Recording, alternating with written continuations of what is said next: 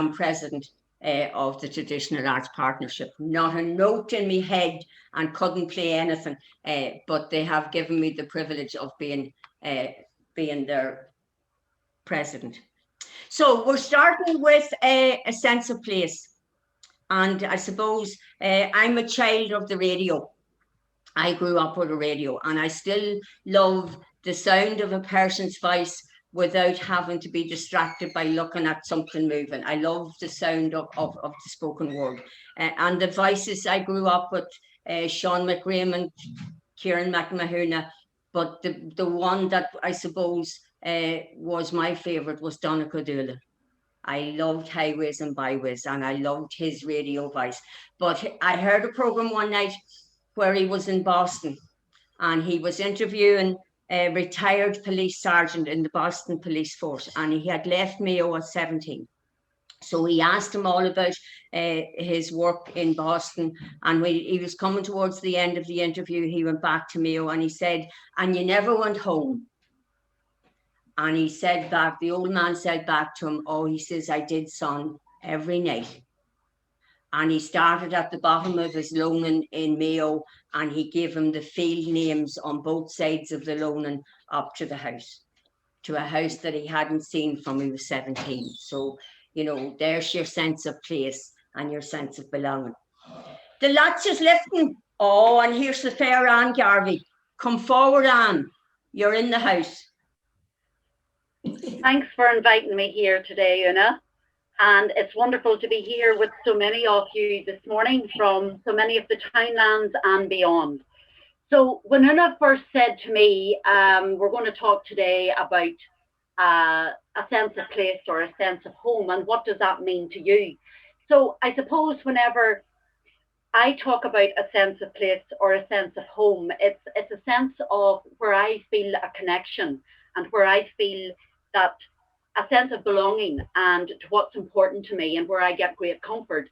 And that, of course, has to be back to your roots and where it all began. And I was privileged for the first 18 years of my life to be reared outside Balachi in South Derry, on the Kilberry Road. A family of, there were 8 of us. I have 6 brothers and 1 sister. And my mother was a teacher, a primary school teacher in the rural primary school in Ballinese, which was just outside the parish. And my father was a bricklayer. So from humble beginnings, I had a great, great upbringing. And I think it instilled in me, it was very character building, and it instilled in me a great strength, which I was able to take through life and face the challenges that I've had to face on that journey. So as my grandfather used to say, you can take the pig out of the bog, but you can never take the bog out of the pig.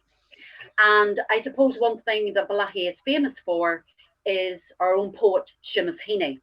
Now, like yourselves in South Armagh here, Balachi had its own fair share of the troubles, and we experienced many tragedies and many happenings over the years, which shaped us into the lovely village where we have today. And the Seamus Heaney Centre has been transformed the old police station in Balachi.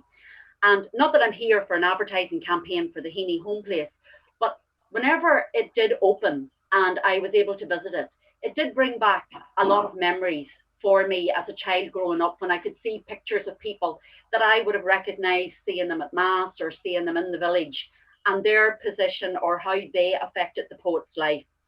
So I would like to open today with one of Seamus Heaney's most favourite poems, and one of his most famous poems that is taught worldwide, and that would be Midterm Break.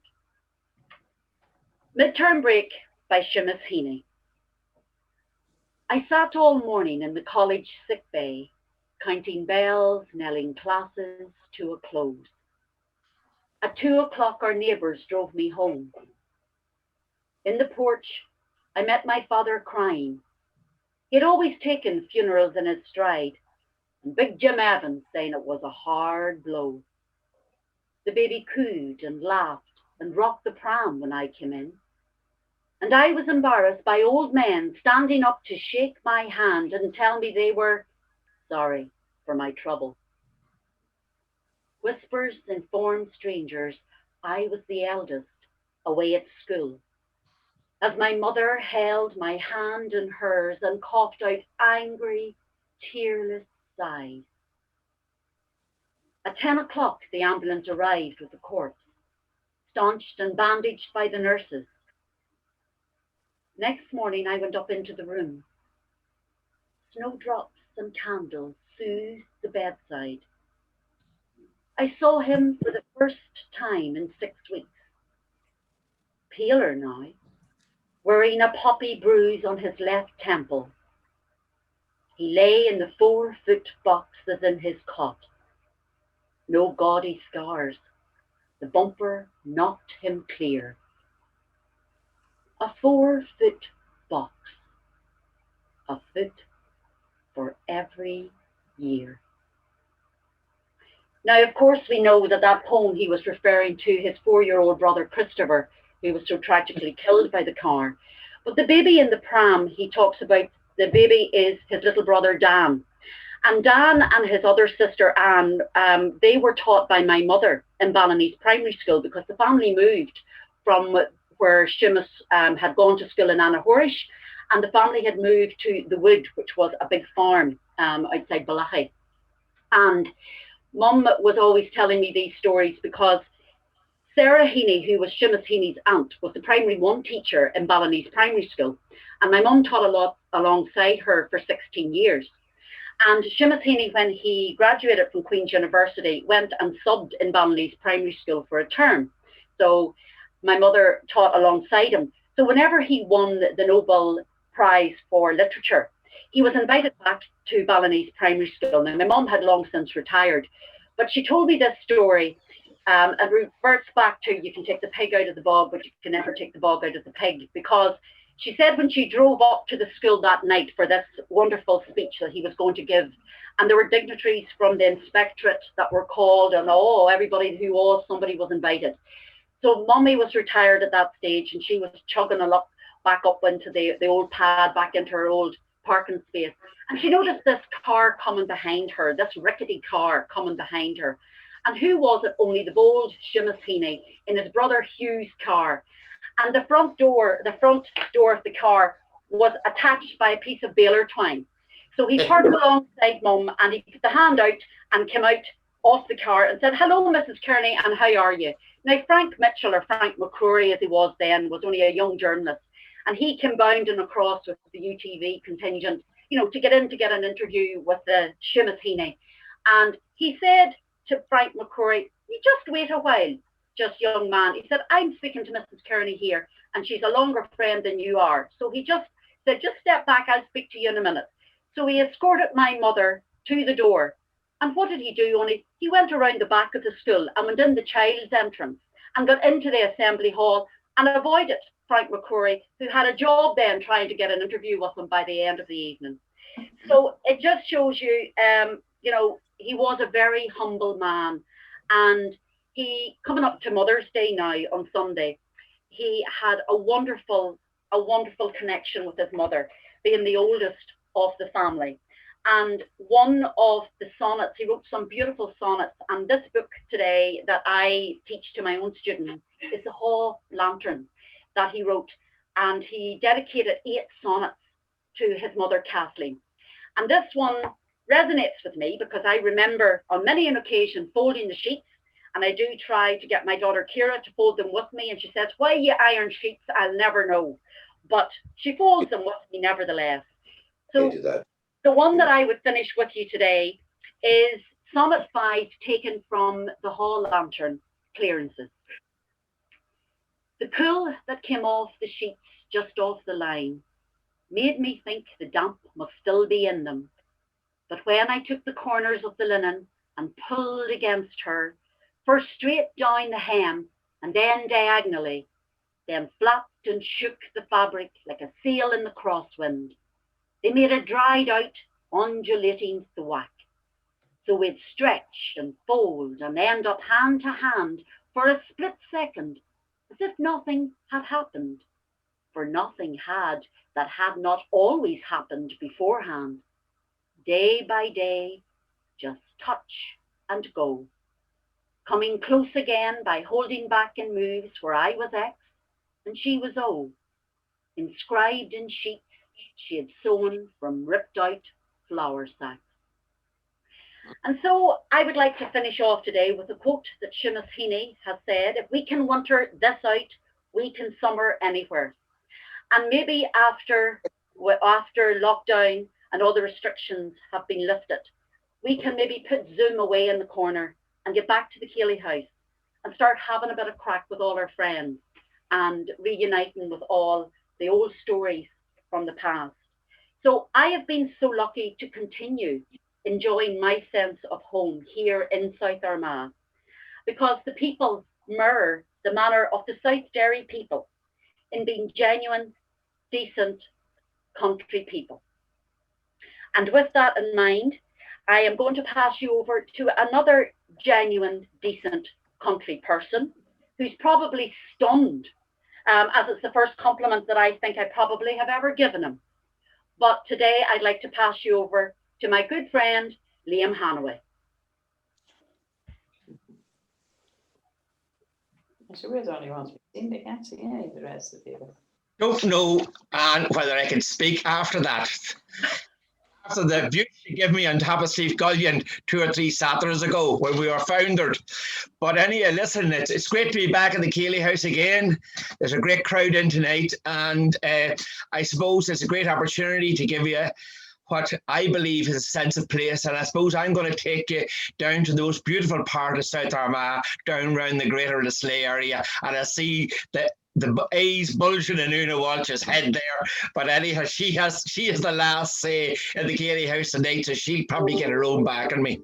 So I suppose I'm going to take different perspectives on the sense of place here. The first one is a poem from my Aunt Bridget, and it resonates very closely to the story Una told about the policeman in Boston earlier on. It's about, you know, how people hold on to the sense of place in different ways. And the poem I'm going to read today is Spring Thoughts, 1984, by Bridget Hanaway. And the story of the poem is that some people here in the Céilidh house tonight will know my Aunt Bridget was crippled with arthritis most of her days, and she got slower and slower and slower, but she liked nothing to walk as she talked up into the rocks up to Judy's Bushes, which was, I suppose, the original homestead of the Murphys at that point in time, because Hanaways came from Mayalog and married Rose Murphy. But she tells a story that she wrote this poem for my Aunt Ita, who was a nun in the Philippines and had come home for a visit. And Bridget realised then that her movement was going to be restricted.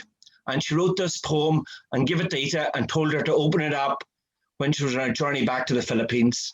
So Spring Thoughts, 1984. I will not go again when the spring flowers hide under the brambles in the mossy lane. The fragile sorrel buds, primrose stars, the first fern fronds I will not see again. I will not climb the pathway where the winds are drenched with fragrance after summer rain, or hear the sudden rush of linnet's wings, their haunting notes I will not hear again. I will not see again the wild duck rise, its startled cries rending the evening peace. I'll see around each marshy mountain pool, bog cotton feathers floating in the breeze. But I can go at will to memory store, where I have hoarded moments of delight, and walk again among the blossoming firs and heathered rocks, where peace and strength abide. Happiness comes knowing that I possess riches no one can ever take away. The beauty, the wonder and the joy, more than enough to last me all my days. So again, this sense of place will remain with my Aunt Bridget, you know, when she lived in the house, and then she moved to the home afterwards. But she never left, as she would talk the rocks around the Slay. So my next sense of place is a different perspective. It's Mick Donlan wrote a song, and I sung it for Anne Garvey on Tuesday night, and she embarrassed me so much that I felt I could not try to sing it again, or else I'd drive everybody out of the house and they'd be running down the lane to get away, and there'd only be me and Una Walsh, the two ones left in the place. So it's a poem, it's a song called The Old Crooked Brae, and if some of you guys want to write down the words of it, it goes to this tune of Come Back Paddy Riley, and it was written by Master Mick Donlan from Mullaban, and he wrote it in homage to the people from Annaclochmullion. And it was first sung, according to Michael Quinn, who I got this from, was in Hayden's show in the Sleigh Hall in the late 1940s. So The Old Crooked Brae by Mick Donlan. At Ein Patterons you step from the bus and keep the main road all the way. Then turn at the left when you come to the cross at the foot of the Old Crooked Brae. Ach, it's not half the height of Slieve but no matter what any folks say, there's only one Annaclochmullion, a mile and a half from Lisleigh.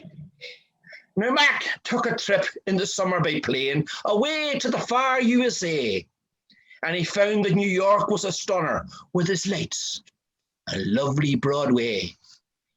He stood there, he looked and he wondered, and this some folks heard him say, "Sure, 'tis nothing like Annaclochmullion at the head of the Old Crooked Brae."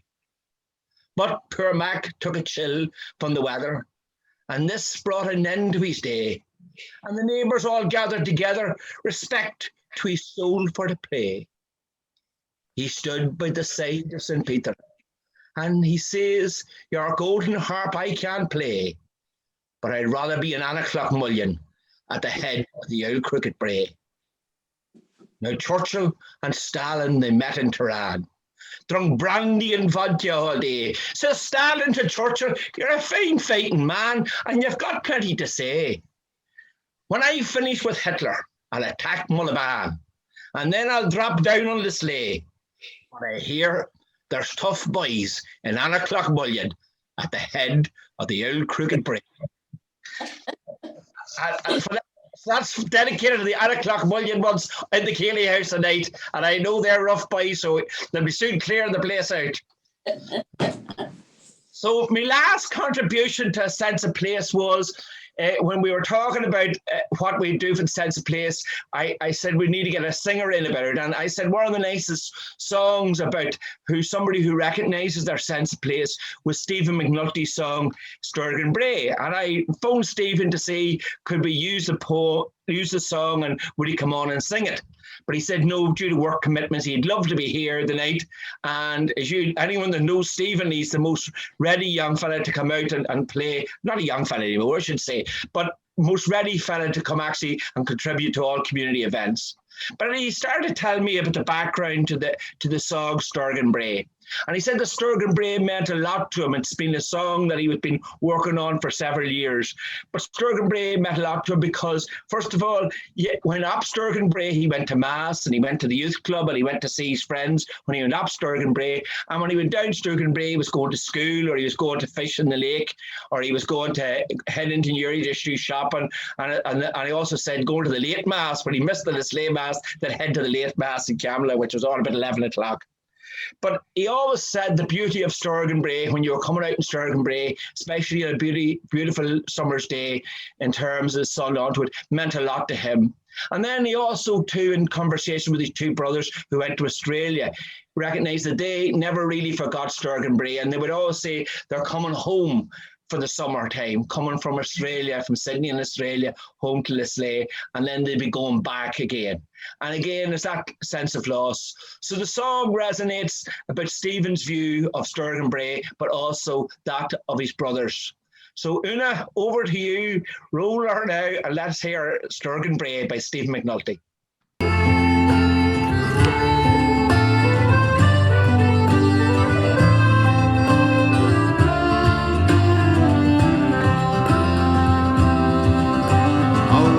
Was I to be born in this land that I love? Its wondrous natural beauty, gift from above. boys in short trousers were real rebel rousers, running wild and living free, swimming and fishing and dreaming and climbing trees. But the time it came this boy to grow into man, and although I'd sworn never to leave this land, for all that it made me and all that it gave me, no living is here for me. So with rucksack on shoulder, I'm off for new lands to see. And Sturgeon Bray is twisted away to leave his break in my heart. Goodbye to the lake, farewell my friends, we must part. I'll remember you all the days of my life, wherever these feet may roll. And I'll ready and dreaming that one day I'll come home.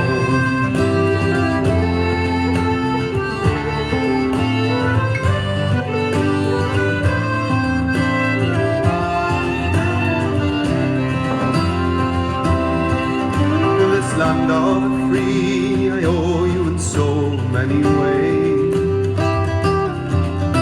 For the chance of living, I'll thank you all of my days. But that young boy inside me begged and he cried as he longs for home once more. So I packed up my things to head for my island shore. Oh yes, I'm coming home to sleep Gullion Fair. I can feel the breeze of its scented air, and Sturgeon Bray is twisted away, taking me back to the start. When I see the lake, I know it'll settle my heart. There'll be no more talking of the days in the past, the good old days are done. I'm just dreaming of good old days to come. There'll be no more talking of the days in the past, the good old days are done. No, I'm just dreaming of good old days to come.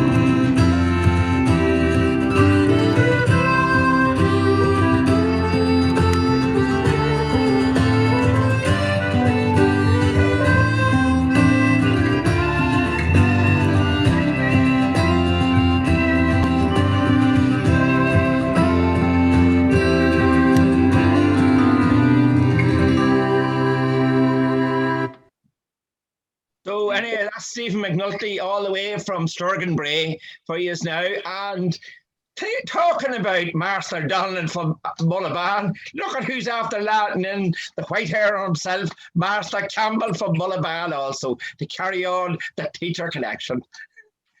Well, thank you very much, Liam, for such an introduction. It's funny, it's connected to maybe what I'm going to talk about this morning. Oh, by the way, folks, meant to say good morning to everybody, and of course it's great to be back in the Céilidh house. There in his noisy mansion, skill to rule, the village master taught his little school. A man severe he was and stern to view. I knew him well, and every truant knew. Well had the boding tremblers learned to trace the day's disasters in his morning face. Full well they laughed with counterfeited glee at all his jokes, for many a joke had he. Full well the busy whisper circled round, conveyed the dismal tidings when he frowned. Yet he was kind, and if severe in aught, the love he bore to learning was in fault. Well, folks, when I retired in 2018, aged 59, I had spent 55 of those 59 years at school. And funny enough, the older I got, I used to love telling it to the children. because when I would tell them that I'd been at school for over 50 years, they would look at me in pure horror. But sure, the truth is, I never really minded school at all. So for sense of place, one of the places for me has to be the school.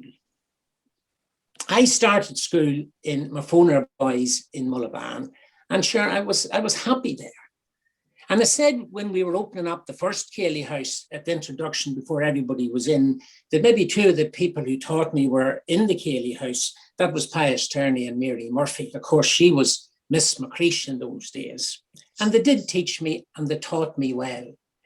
But there's one thing I'd like to say this morning. I often say that they may have taught me, but the person who taught me how to teach is also in the Céilidh house, and that's Nora Turney.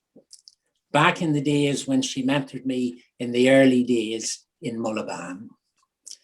But anyway, my story today is a very personal one, and it's absolutely true. I had occasion to leave Mafona Boys. You see, Mommy wanted me to get the 11 plus. And with the result, I ended up in St. Columba's Primary School in Carlton Street in Portadown. And I was there for primary 5 and 6 and 7.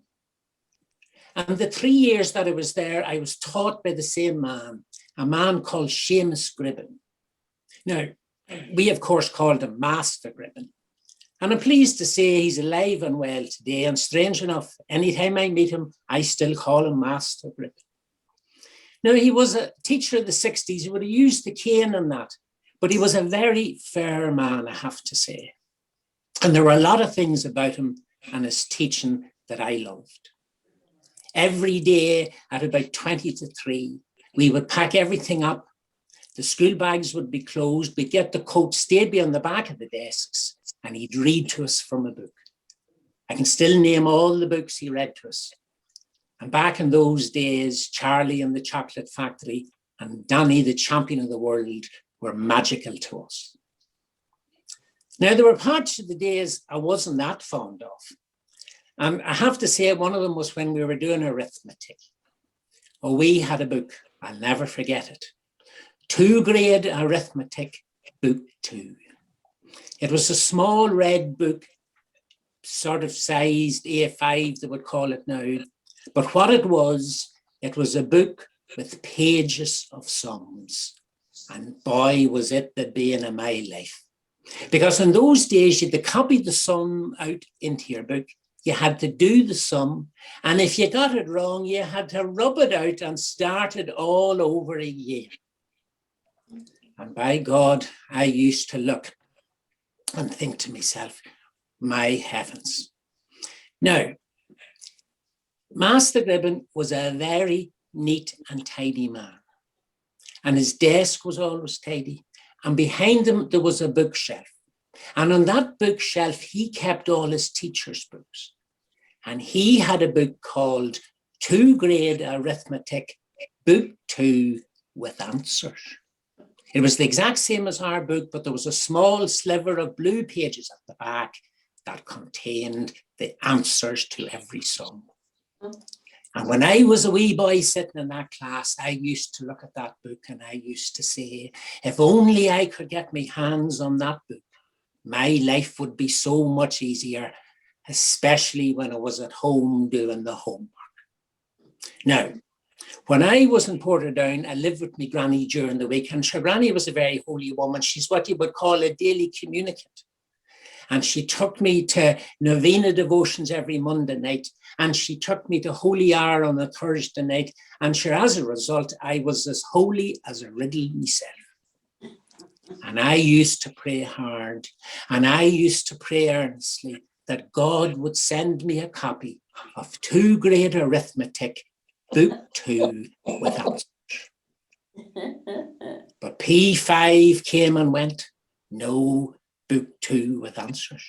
Out of P5 and into P6, out of P6 and into P7, left primary school and went to secondary school. But folks, still no 2 grade arithmetic, book 2 with answers. 7 years in secondary school. Now, there was one thing of note happened to me when I was in secondary school. I met a fella called Liam Hanaway. In fact, I met him on our first day at the Abbey Grammar Christian Brothers School. We were standing on the mall waiting on the bus to take us home, and the truth is nobody really knew where we were. But he offered me a clove rock, and folks had nigh the misfortune to accept it. But anyway, back to me story. Out of secondary school and into college for 3 years, qualified as a teacher, taught in Belfast for my first 2 years, and then in 1982, where did I end up? Only back in St. Mary's Primary School in Mullaban. And I'll never forget me first day. I was met at the door by Master Keaton. Now, he only died last year, aged 95. And it has to be said, he was a good boss. There's no doubt about that one. But anyway, Master Keaton met me at the door, and he walked me down the corridor to the classroom at the end of the corridor. The window looked the full length of that corridor. And he walked in and he said, "Primary fives, this is your new teacher." And he turned to me and he said, "Mr. Campbell, this is your new class." And he turned on his heel and went out.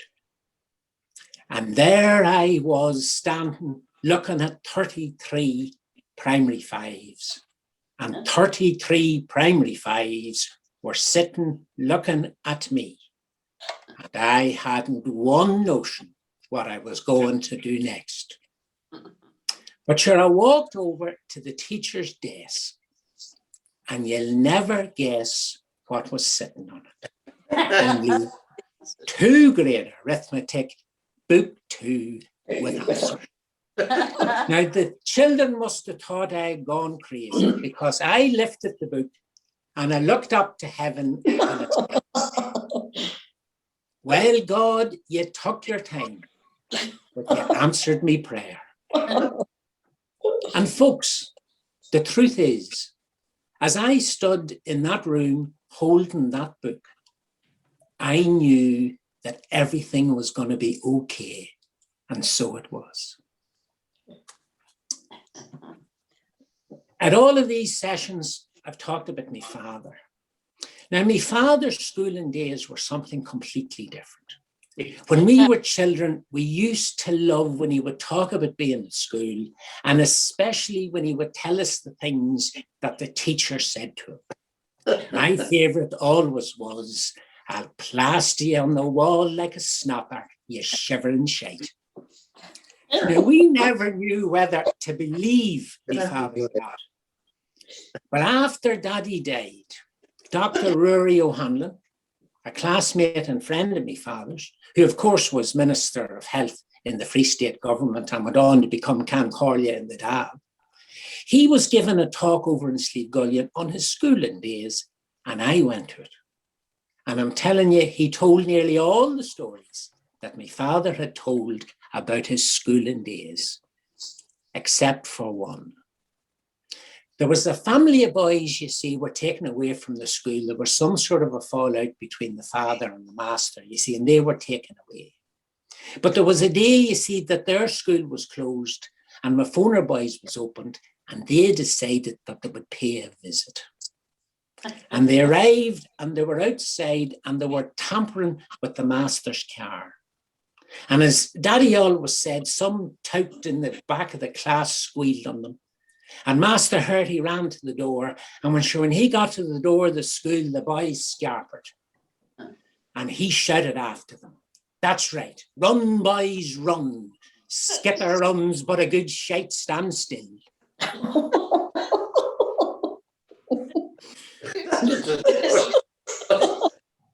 While words of learned length and thundering sound, amidst the gazing rustics ranged around, and still they gazed, and still the wonder grew, that one small head could carry all he knew.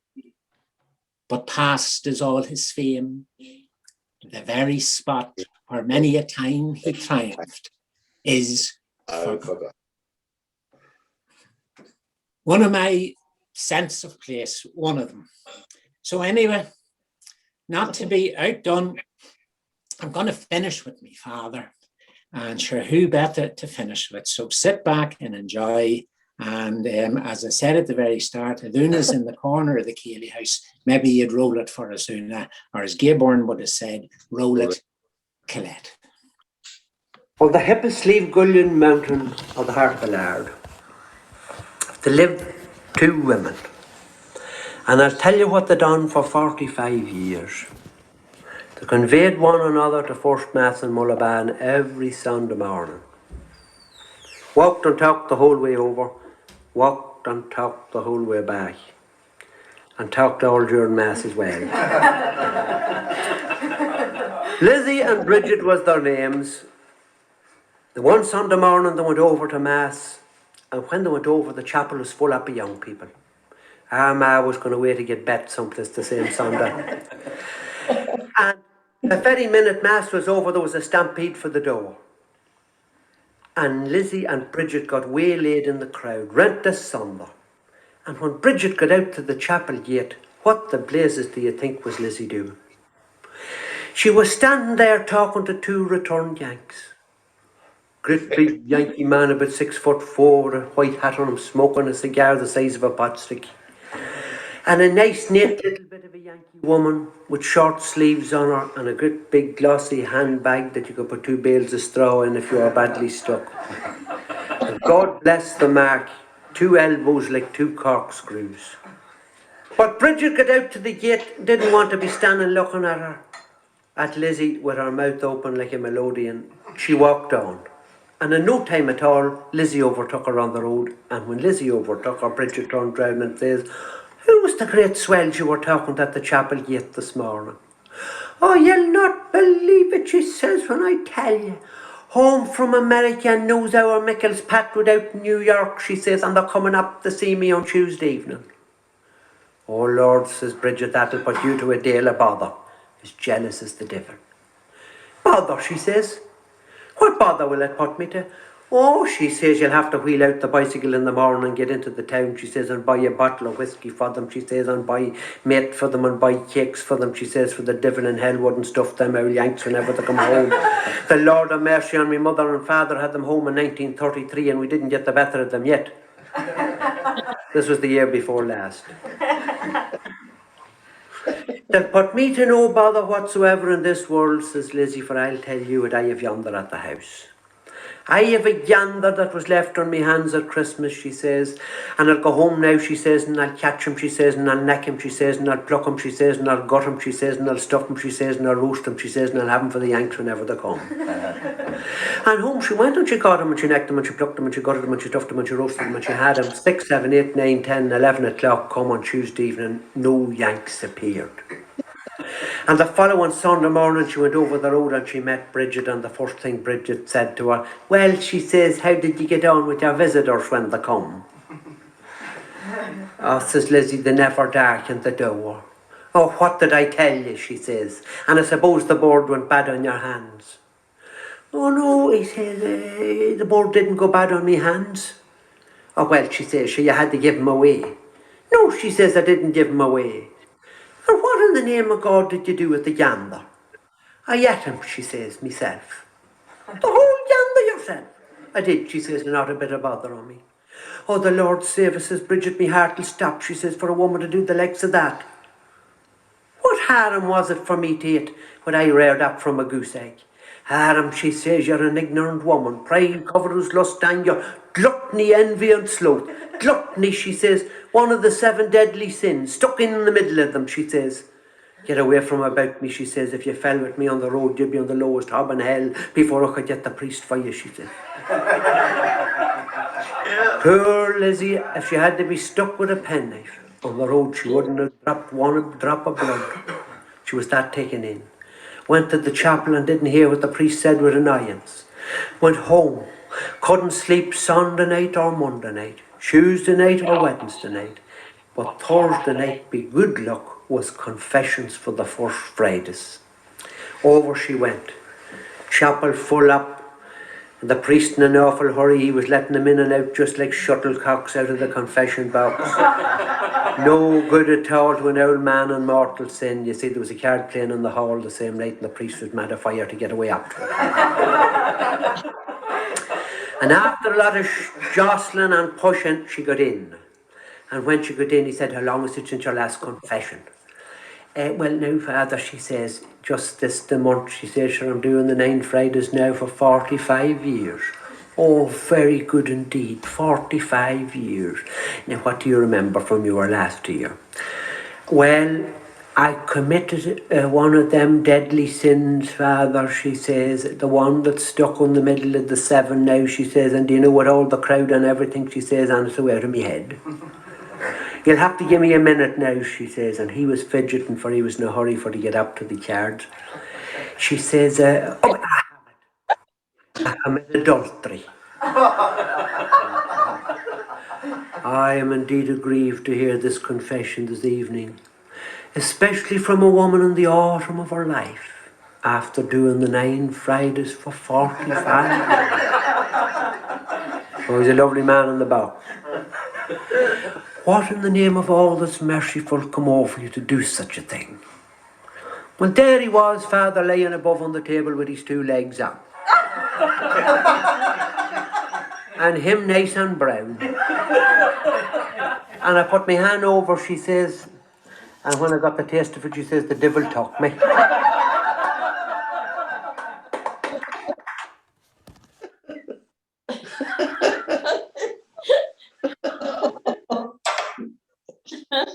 Christine, see her all the time. Disgusting. Christine, yeah. Okay, so I think John's finished and it's my turn to come in. So I have to tell you that we were going through some of these stories the other night, and after Liam had done the poem by Master Donlan, some of the stories that came up, we had to filter them out that we were going to use today. So they haven't made viewing this morning, but if anybody wants to hear them, we'll give you a private viewing of them. So sense of place, and I suppose for me, sense of place is totally South Armagh.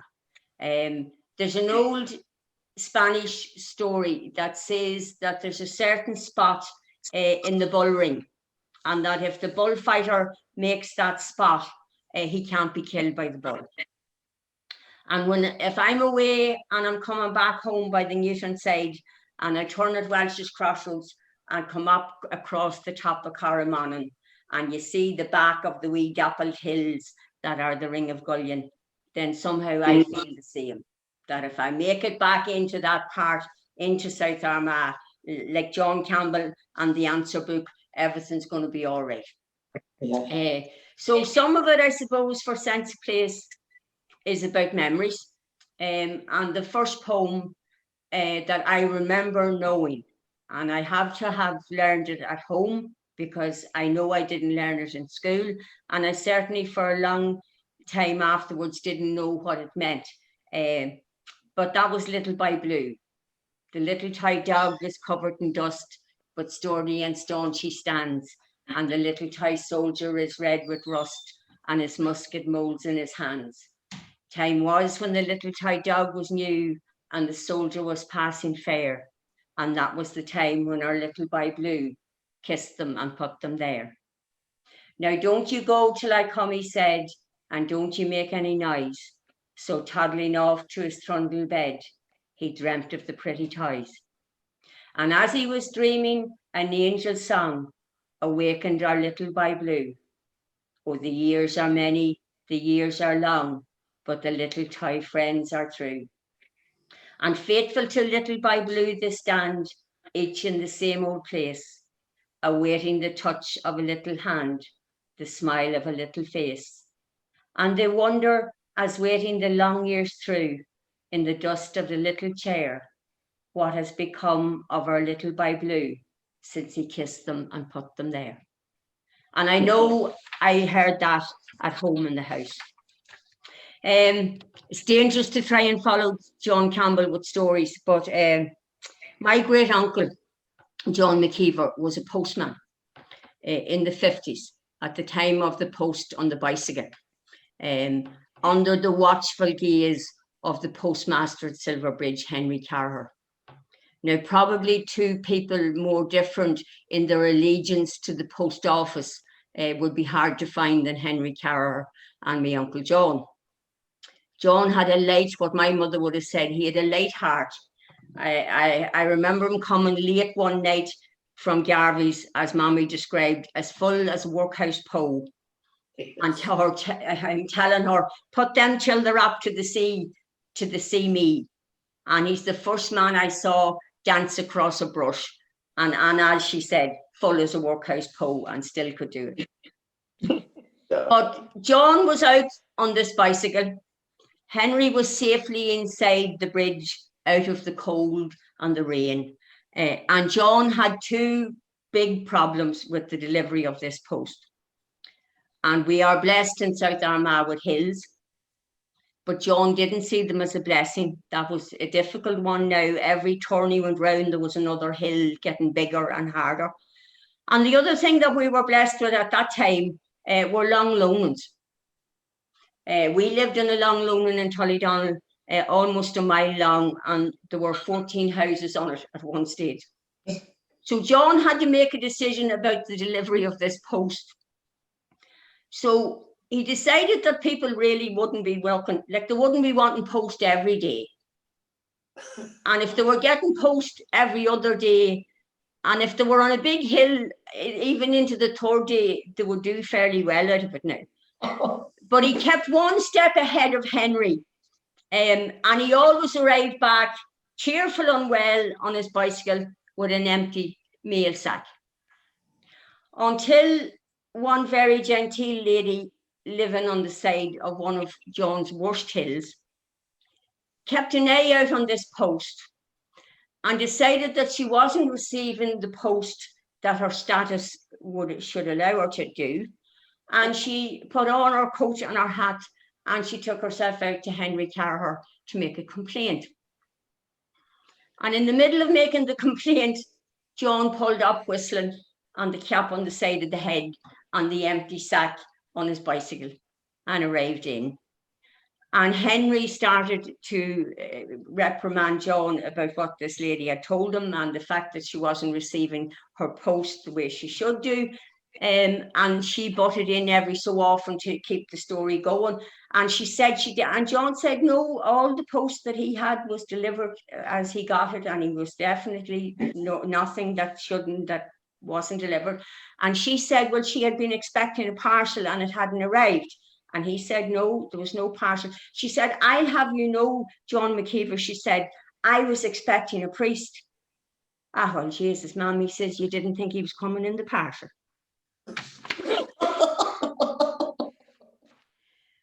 So South Armagh has been good to me. The first thing I remember being told at home is, you're a blessed and lucky people, look where you were born. But I suppose within every area, there's a special place. And for me, the special place in South Armagh, even though Liam Hannaway thinks it's a sleigh, but the special place for me, for sense of place, is Cregan. Cregan is a wonderful story. Cregan pulls the centuries together and lets you see them in the nudity of their correlation. It is local history laid bare before you. It gives food for thought, and at no time of the day do whispers of the past become more vibrant than at the twilight hour.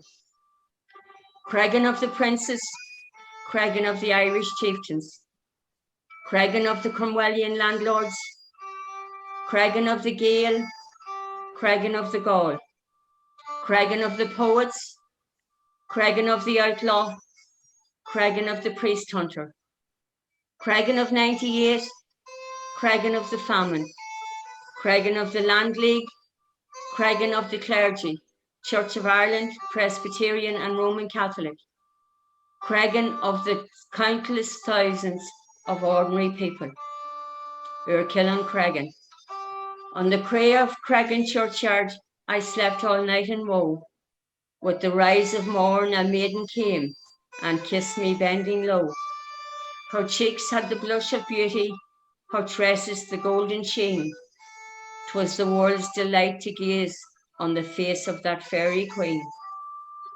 One thing I ask you only, one promise, O Queen divine, and then I'll follow faithful, I'll follow each step of thine. If I should die in some far-off land, in my wanderings east or west, in the fragrant lea of Cregan, let my weary heart have rest. So, sense of place. So we're coming towards the end of our program. We're coming back to give you another piece of music because we shared with you the 15 to 18 group of the Traditional Arts Partnership. But wait till you see the babies.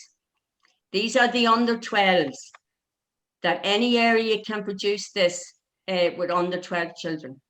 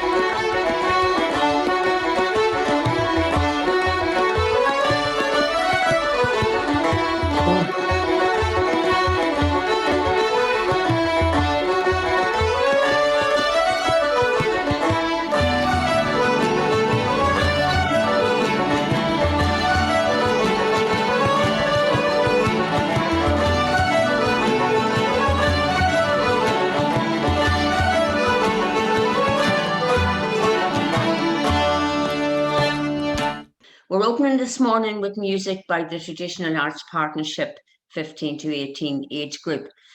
They're our most important ambassadors and the pride of South Armagh, our young people, under the guidance of Elaine O'Sullivan. So we'll start with Tap.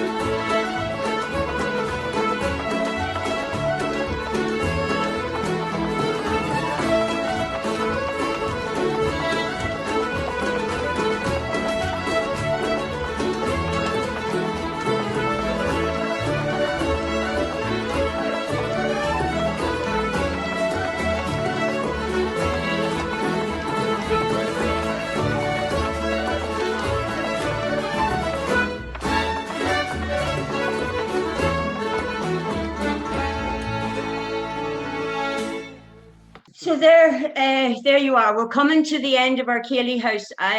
Before we finish, just to say that we've had 3 great weeks. I hope you've enjoyed them as much as we've enjoyed them, and the rehearsal nights have been even better. So it has been a joy to do the 3 programs. Before I hand over to Teresa to finish off, I'm just gonna do the poem again. That is the poem I think that we are privileged to have by John O'Donoghue. That is the connection. That is that tells us to just wait and things will improve. Time to be slow. This is the time to be slow. Lay low to the wall until the better weather passes. Try as best as you can not to let the wire brush of doubt scrape from your heart all sense of yourself and your hesitant light. If you remain generous, time will come good and you will find your feet again on fresh pastures of promise when the air will be kind and blushed with beginning. Right, Teresa. Yeah. I think I'm on here. Yeah. Thank you, Una, and thank you for that nice poem at the end. I just thought it was lovely, and I do think it sums a lot of stuff up for us. But just to say this morning, just to say thank yous all for coming and attending our sessions. Now, this is the last of our Thursday morning Bring Back the Céilidh House sessions. However, we have still 2 weeks left on our Tuesday night programmes, our History and Stories and Time. And we also have, for St. Patrick's Day, we have a 2-hour special from 12 o'clock to 2 next on St. Patrick's Day with Terry Conlon Jr. and Senior and Padraig Carrer. So that will be something to look forward to next week. But I would like to take an opportunity to say thank you to all the people involved for making this happen, for making the Bring Back the Céilidh House sessions happen. Particularly to the Department of Communities who give funding to all the communities on their winter wellness and connectedness, keeping people warm and connected and well during the winter and during the COVID months. To Tony Doherty from the Healthy Living Alliance is the manager who was facilitating the funding throughout the region. And as a storyteller, a writer himself, he appreciated the richness, the uniqueness, and the culture of storytelling and traditions in South Armagh. He appreciated that very much as when I spoke to him. And I suppose realising that what Céilidh houses and Céilidh sessions brought for people down the years ago, during the winter months, same thing of keeping people connected, warm and well, and being together. And I suppose in a sense we have did a full circle really in life when you look at it like that we start, with the Céilidh House, and here we are back during the COVID in 2021 attending our Céilidh houses. So I suppose COVID has learned us one thing, and many things I suppose, but one being that that we need people, we need company, and that fun and happiness is one of the things that keeps us well, and that the simpler things in life are far more important. So I think that it's been fantastic, some fantastic success. But I would like to say a big thank you to Una Walsh for all her input in making this Bring Back the Céilidh House session happen. When I come off the meeting of the phone with the meeting with Tony Doherty about this programme, I immediately rang Una and I put the idea to Una. And Una said, leave it with me, as her usual words are, leave it with me. And I knew by her saying that this would happen, that she would make it happen. And she said, if a few people that I would like, maybe a few people that I will ask or would like to get involved. And what a trio she picked of Liam Hanaway, John Campbell and Anne Garvey and herself, which with their richness and their uniqueness and their specialists, and that's what I would say, a specialist gift they have of storytelling, poems and songs and music, and bringing something together to each and every one of us here in the South Armagh area. I think that we're indebted to them big time. And I think where we ended up with our last theme being a sense of place. And I thought that was a lovely ending, because they are our ambassadors of our culture, our traditions, and they are keeping them alive for our younger generation. And I really think we're indebted to them this morning, and for not just this morning, but for the whole lot and for what they bring to this community. So what I'd further do, I would like to sincerely thank Una, Liam, John and Anne for their input, and I thoroughly enjoyed it. It was absolutely fantastic. Yeah, and a big round of applause I think we need to give each yes. of them.